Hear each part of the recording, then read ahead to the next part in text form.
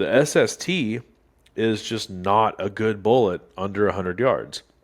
Like there's parameters in which that bullet will work under 100, obviously, but the vast majority of cartridges are just going faster than that bullet likes at that distance.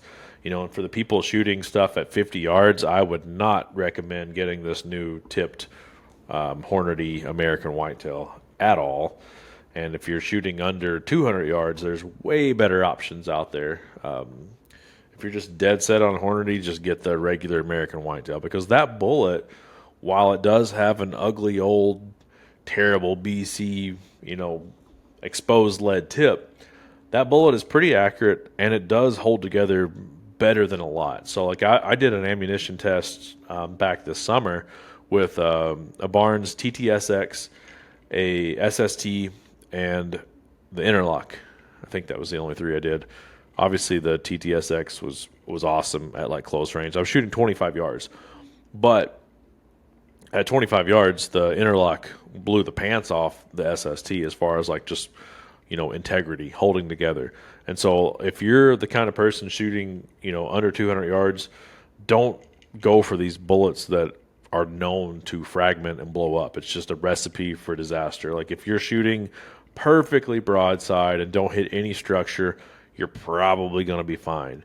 But even then, if you're shooting high velocity or hitting high velocity, depending on the distance, like you're probably not going to have a great chance at getting an exit wound. And so like if it does run off, like it's going to be tough to find it. So like why take the chances? You go to an interlock, core locked, something, some sort of locking mechanism, some sort of controlled expansion, if you will, bonded, monolithic. There's so many options that are really good if you're under 200 yards.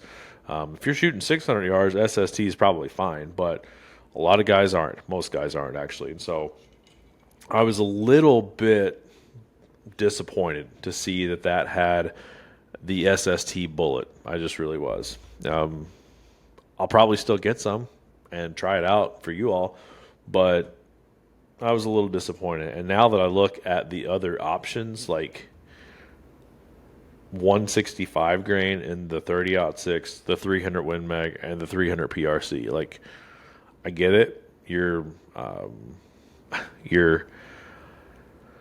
trying to make it cheaper to produce. I understand that. You're like, let's have 1 grain, 30 cal.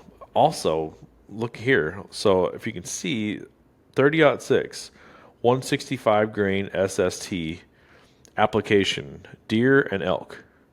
300 PRC, deer and elk. 300 Win Mag, deer only. So if you have a 300 Win Mag and you want to go elk hunting, don't buy American Whitetail because it's not going to work. Okay, I think that's enough.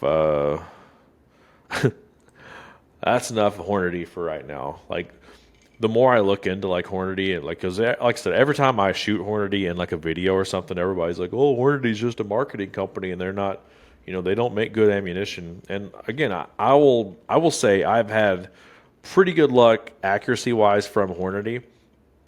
I've had varying results like on like terminal performance, but like I don't think there's anything wrong with Hornady ammunition. But man, people love to say that they're, they're like the Creed or Nickelback of ammunition, right?